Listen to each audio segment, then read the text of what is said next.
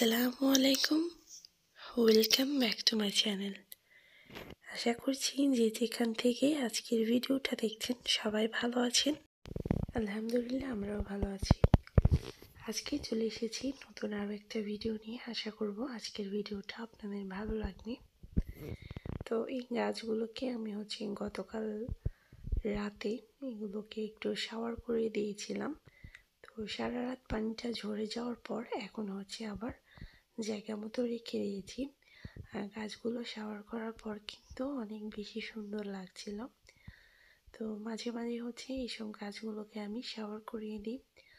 আর সকাল সকাল আসলে চলে এসেছি রান্নাঘরে।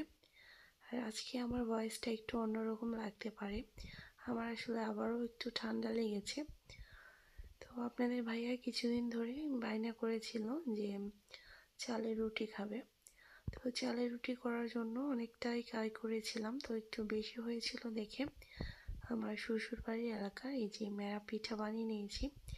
যদিও জীবনের প্রথম আমি এই পিঠাটা তৈরি করেছি, তারপর আলহামদুলিল্লাহ খুবই ভালো হয়েছিল খেতে আর পারফেক্ট হয়েছিল।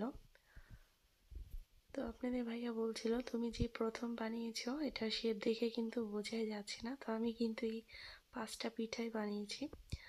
আর আমার কিন্তু রুটি সব রুটি ফুলকো হয়, যে চালের রুটিটাও কিন্তু খুব সুন্দর মাশাআল্লাহ ফুলেছে আর কি। তো এইভাবে করে আপনাদের ভাইয়ার আশাটা পূর্ণ করলাম।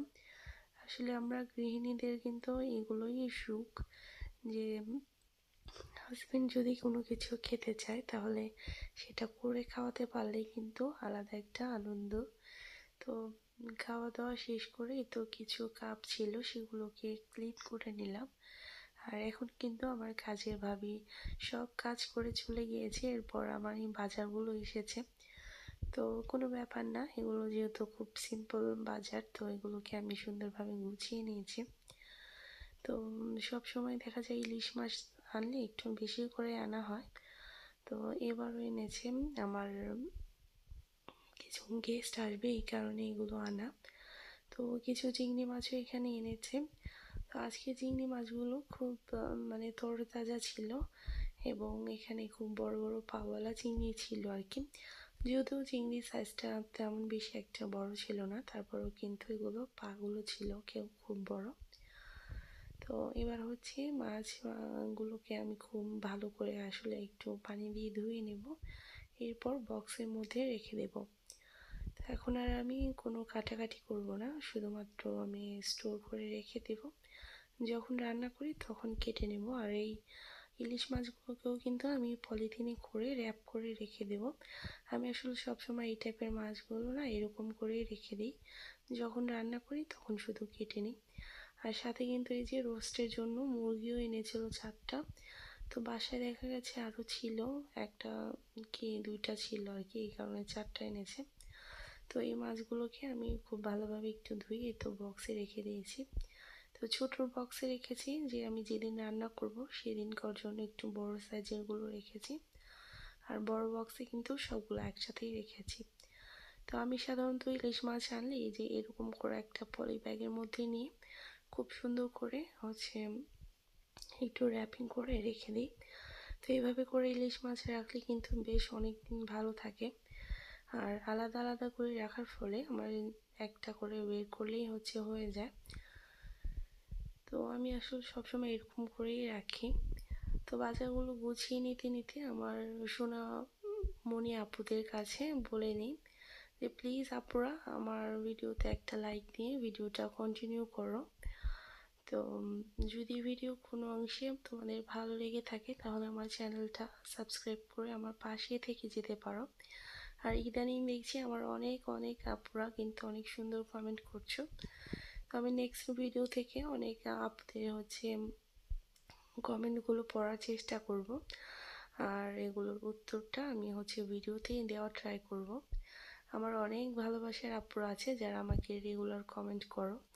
তো তাদের নামগুলো কিন্তু আমি পরবর্তী ভিডিও থেকে নেওয়া শুরু করব। তো এই তো মাংসগুলোকে খুব ভালোভাবে রেখে দিয়েছি, এবার ফ্রিজে রেখে দিচ্ছি। আর আমার ফ্রিজটা কিন্তু একদম যাতা অবস্থা হয়ে আছে, সবাই ইগনোর করবেন। যদিও সময়ের কারণে আসলে গুছিয়ে নিতে পারছি না। ছোট বেবি নিয়ে আসলে দেখা গেছে যে ঠান্ডা লেগে যাচ্ছে বারবার। আর এখন কিন্তু অনেক ঠান্ডা পড়ছে, মানে শেষের দিকে এসে বেশ ভালোই ঠান্ডা পড়ছে আমাদের এখানে। কাদের ওখানে কেমন শীত আসলে কমেন্ট করে কিন্তু জানাতে পারো তোমরা। তো যেটা বলছিলাম, আমার আপুরা কিন্তু আমাকে অনেক অনেক ভালোবাসা দিচ্ছে, আলহামদুলিল্লাহ। আপুদের কমেন্টগুলো পরবর্তী ভিডিও থেকে পড়া শুরু করব। তো এই যে ইলিশ মাছ আনলে আমি সাধারণত এই জায়গাটাতেই রেখে দিই, যেহেতু ইলিশ মাছগুলো লম্বা থাকে। তো এখানে রাখলে খুব সুন্দরভাবে এঁটেও যায় এবং এগুলো আলাদা থাকে। আর চিংড়ি মাছগুলো রেখে দিয়েছি হাতের কাছে, যখন লাগবে তখন বের করে নেব। তো এই তো মাছগুলোকে রেখে আমি রান্না করেছিলাম। যেহেতু একটু দেরি হয়ে গেছিলো বাজারগুলো গুছিয়ে, তো আমি কিন্তু ঝটপট রান্না বসিয়ে দিয়েছি, আজকে আর কোনো শেয়ার করিনি। তো রান্না বাড়া শেষে আমি গোসল টোসল করে, এটা খাওয়ার পরে ভিডিও ছিল, তো টেবিলটাকেও একটু ক্লিন করে নিয়েছিলাম, ডিপ ক্লিন করে নিয়েছিলাম। তো এরকম করে কিন্তু গ্লাস ক্লিনার দিয়ে টেবিলটা ক্লিন করলে অনেক ভালো থাকে।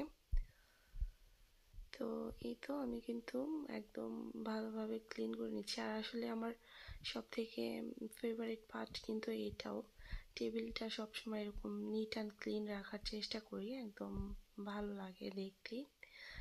যেহেতু আমার বাসায় ঢুকলে আসলে ডাইনিং রুমটাই দেখা যায় আগে, তো এই জায়গাটা ক্লিন রাখলেই কিন্তু বেশি ভালো লাগে।